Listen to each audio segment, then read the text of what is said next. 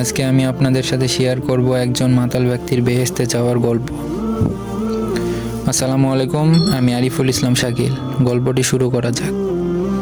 ভারতবর্ষের একটা দরিদ্র ছেলে রাতের বেলা কোরআন পড়ছিল।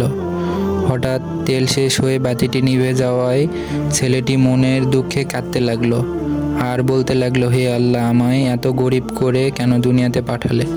তেল কিনে কোরআন পাঠ করার সামর্থ্য তো যে আমার নাই। তখন ওই ছেলেটির কান্না শুনে একজন যুবক তার দরজায় ঘা মারল। ছেলেটি দরজা খোলার পর তাকে জিজ্ঞেস করলেন, তুমি কাঁদছো কেন? অতঃপর ছেলেটি তাকে জিজ্ঞাসা করলো, আমি এতই গরিব যে তেল কিনে কোরআন তেলাওয়াত করতেও পারছি না। অতঃপর যুবকটি বললেন, তুমি কেঁদো না, আমি তোমার জন্য কেরোসিন নিয়ে আসছি। কিছুক্ষণ পরে যুবকটি কেরোসিন কিনে এনে বলছিলেন, আমি জীবনে আর মদ খাবো না। অতঃপর যত টাকার মদ খেতাম এখন থেকে সেই টাকা দিয়ে তোমাকে কোরআন পড়ার জন্য কেরোসিন কিনে দেব। ওই রাতেই যুবকটি মারা গেলেন, কিন্তু সে মদ খেত বলে এলাকার লোকজন কেউই তার দাফন কাফন করতে চাইল না। এমনকি তার লাশ ওই এলাকার কবরস্থানে দাফন করতেও দিবে না বলে জানালেন। অতঃপর যুবকটির লাশ জঙ্গলে ফেলে রেখে আসা হলো। কিন্তু আল্লাহর কি কুদরতি মহিমা! 3 দিন 3 রাত অতিবাহিত হবার পরেও লাশটি সম্পূর্ণ অক্ষত অবস্থায় ছিল। বনের কোনো হিংস্র জন্তু জানোয়ার ছিঁড়ে খাবে তো দূরের কথা, একটা পোকা মাকড়ও তার মৃতদেহ স্পর্শও করতে পারেনি।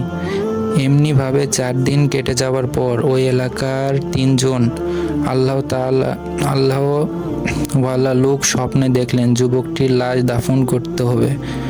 পরের দিন তারা 3 জন মিলিত হয়ে লাশটিকে জঙ্গল থেকে তুলে এনে গোসল করিয়ে কাফন পরিয়ে জানাজার আয়োজন করলেন। কিন্তু এলাকাবাসী বললেন, একটা মদখোরের জানাজা আমরা পড়ব না।